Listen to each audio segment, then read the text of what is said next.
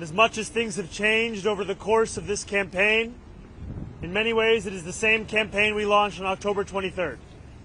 A campaign that looks to transform the most expensive city in the United States of America into one that's affordable for each and every person that calls it home. And I'm so thankful to the more than 100,000 volunteers who have brought us to this point, where we are on the brink of making history in our city, on the brink of saying goodbye to a politics of the past, a politics that tells you what it can't do and really what it means to say is what it won't do, and to usher in a new era in this city where we understand that we do not get to choose the scale of the crisis we face. We simply get to choose the manner in which we respond. And it is time to finally respond with the urgency that New Yorkers deserve. An urgency that reckons with these same New Yorkers having had to face rent hike after rent hike, year after year. These same New Yorkers having to wait for buses that never come. These same New Yorkers that have to move out of this city when they want to raise a family.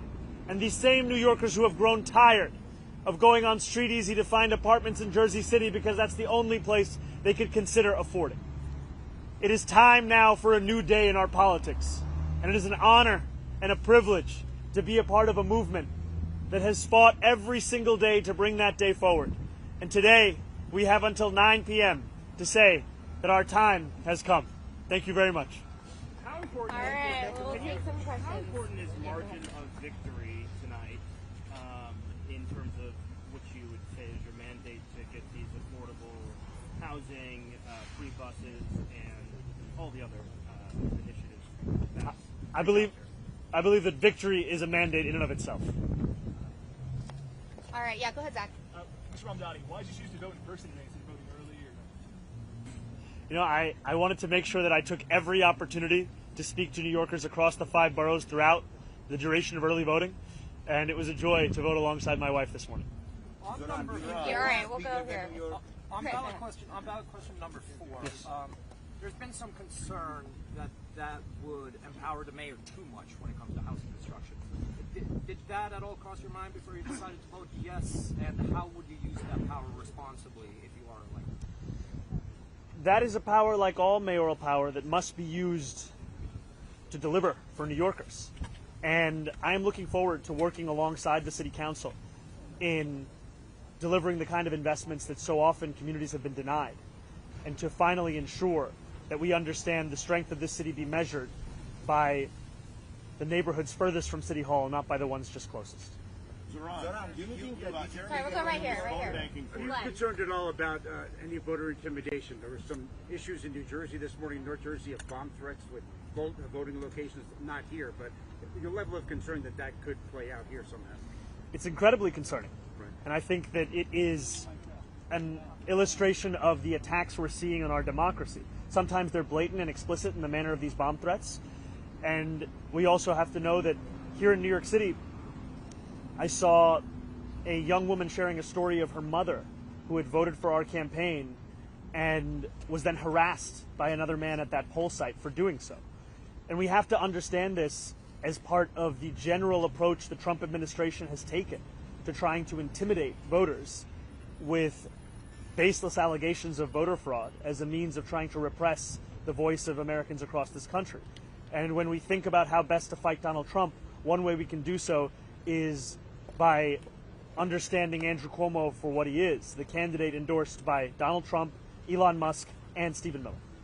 All right, go ahead, Ed. Assemblyman, this has been a local race, but the nation and the world is now watching. And for those who may be curious or concerned about a 34-year-old Democratic socialist running the largest city in the country, what would you say to those kids? Well, I get older every day.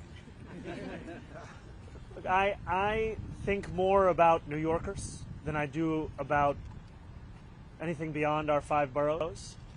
And I look forward to fulfilling the hope that New Yorkers have put in me and to earning the trust of those who voted for another candidate or didn't vote at all. Because my responsibility will be to the entirety of the city. And it will be to deliver on the agenda that we have spoken of for more than a year, an agenda which will finally bring working class New Yorkers to the heart of our politics, a place that they have not had for quite some time. Yeah, Michael, go ahead. I want to ask you about the housing questions. You waited until today to weigh in. At the same time, we know that more than 700,000 people cast their ballots in early voting, and many of those people presumably were looking to you to take a position on this. Can you explain what took you so long to come to a decision and how your thinking evolved to get to a place where you took a position? I take very seriously the responsibility that I have to share my thoughts with New Yorkers, and I want to always ensure that I do so having had actually come to the conclusion. And I took the time to have conversations with stakeholders, policy experts, and wanted to make sure that I was deliberate in the decision that I made, and that's where I've landed. Zohran, All right, we're going to go right here.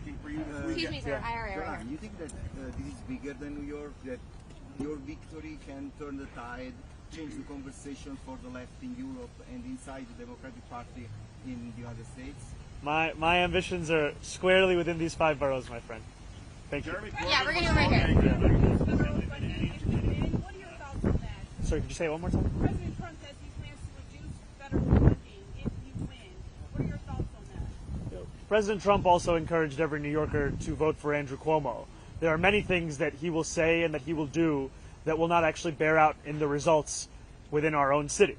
I will treat his threats as they deserve to be treated, which are the words of a president and not necessarily the law of the land. And too often we treat anything that he says by virtue of who's saying it as if it is already that law.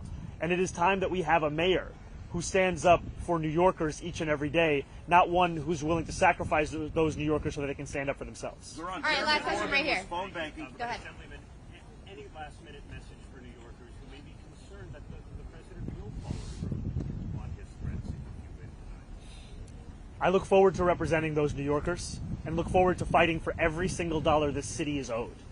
What we see in the language of Donald Trump is a premise as if it is his decision on whether or not to fund a city the very money that this city is owed. And I look forward to utilizing every single tool at my disposal as the next mayor of this city to fight for the people of it.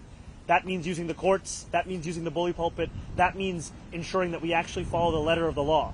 And I know that doing so is something that threatens Donald Trump. It's why he's gone after Attorney General James, because she had the audacity to hold him to the same law that every New Yorker is held to. But I will not be intimidated by this president. I will not be intimidated by anyone, because my job here is to serve the people of the city. Thank you guys so much.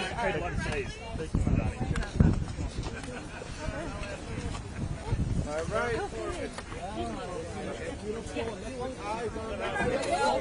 right.